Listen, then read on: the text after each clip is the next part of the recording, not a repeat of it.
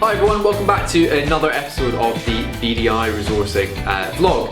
Today I'm just going to do a really short video about psychiatry, and it's going to be a kind of broad overview of what kind of routes we'd recommend to get your GMC registration if you want to go into a career in psychiatry in the UK, and generally what the market looks like at the moment. Obviously there's a situation with COVID, I'm sure everyone's aware of that. But more broadly, kind of what subspecialist interests are in demand, what is the kind of recruitment, as I say, the recruitment market like. So let's start with your kind of route to GMC registration, and from there we'll talk about the wider market. Okay, so route to registration with the GMC, we've got countless vlogs and blogs and podcasts talking about all the different ways that you can register with the GMC, but when it comes down to psychiatry, our recommendation is the same as all the specialties, is that you work towards a postgraduate qualification, ideally from a UK Royal College, so in this case MRC Psych, membership of the Royal College of Psychiatrists, rather than going down the route of PLAB. In terms of psychiatry, there isn't an equivalent that's recognised, so really that is your only postgraduate route. If you do go down the PLAB route, I think it's always best, at least if you've done maybe paper A and or paper B as well, to kind of top that up.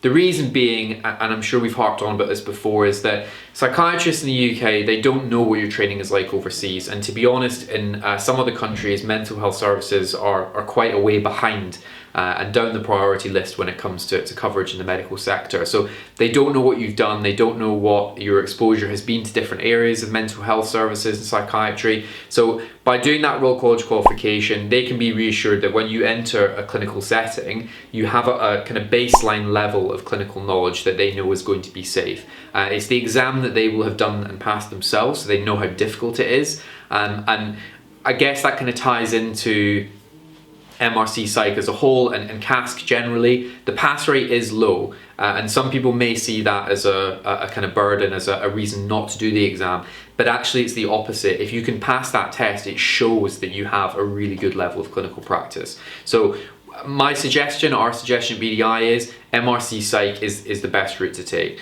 Of course, if that's not an option for you, if time is of the essence, PLAB is an option. But if you are going to go down that route, then the more experience you have overseas in your own country, acting as a resident or a senior psychiatrist, a consultant ideally, is going to stand you in good stead. More recently, USMLE is recognised for GMC registration. I've been contacted by a few American psychiatrists who are looking to move, which is great. Again, if you've worked in a Western country within a mental health service, then that's going to do you some good as well. Okay, so what kind of jobs are available to you in the UK? In our experience right now, obviously COVID is a very serious situation, and it hasn't done anything to ease the demand for mental health support.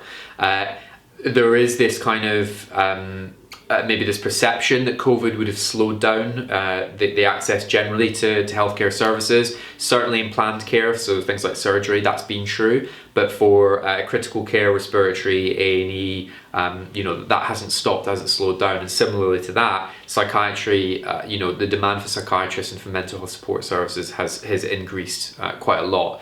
Now, in the last 10 years, mental health generally across the broader population has come to the forefront, and it's something that is, as I say, in huge demand. So it's only going one way. As a result of that, there are a huge number of mental health psychiatry roles available within the UK, and it was on previously in the shortage occupation list, which shows just how valuable that kind of role is within the society in the UK. Now, in my experience of recruiting within psychiatry, the kind of three main demand subspecialties are general adult psychiatry, so again a kind of wide range of support services for psychiatry, whether that's in an acute setting or in a community setting, acting as a liaison between acute trust and community. Older age or geriatric psychiatry, which does exactly what it says. It's for people who are coming towards the kind of end stages of their life. So any natural developing mental health disorders, or the impact of having a debilitating acute illness or physical problem, and what impact that has on their mental health. And the other one is CAMS. A huge demand area right now is CAMS. So that's child and adolescent mental health services. Now, That's not to say that there aren't other roles available, but in terms of what our clients ask us for, those are certainly the three main things. And I think that if you go online and look on NHS jobs, BMJ jobs, you'll see that those are the three areas that are most coming up in kind of job descriptions and job titles. I mean, I think if you do have another subspecialty interest, you might want to consider taking on a kind of more general role to begin with, and try and split that in with any subspecialist interest that you have that isn't related to the job. So maybe a 70-30 split between general adult and addiction or substance abuse. Other subspecialty interest areas like forensics, learning disabilities, liaison psychiatry. I mean, I think in terms of the opportunities that are available to you, yes, they do exist, but as I say, those kind of three core areas are going to be in demand more often than not.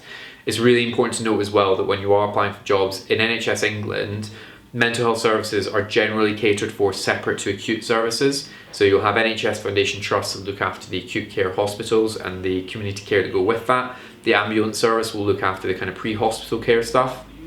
And then you'll have mental health partnerships or care trusts that look after specifically the mental health aspect, and they would be the main employers of the psychiatrists. Within Wales and Scotland, it's slightly different. So they have what's known as the health board, and so psychiatry and mental health services, pre-hospital care, community care, all falls under the same employer that would employ the doctors in the acute hospital. So all services are catered for by one organisation rather than being split separately. And I think that's quite an important distinction, especially if you are looking for a role which is based outside of an acute environment, or even if you are looking for something that is specifically going to be inpatient acute liaison psychiatry, that it would be one health board. You're more likely to get exposure between across of community and acute areas if that's the kind of application that you're making. So I hope you found that useful. I know it's a pretty short video. It's just a general introduction into what to expect from the UK. If you're looking for more information about your background, how that relates to work as a psychiatrist in the UK, maybe you want to get an idea of what kind of money you'd be able to gain as a psychiatrist, what salary, what packages, do please give us a call. As I say, we have a lot of demand right now for psychiatrists in the UK, and if you have taken any steps towards GMC registration or are hoping to in the near future, we'd love to hear from you. So thanks very much for watching, and we'll see you next time.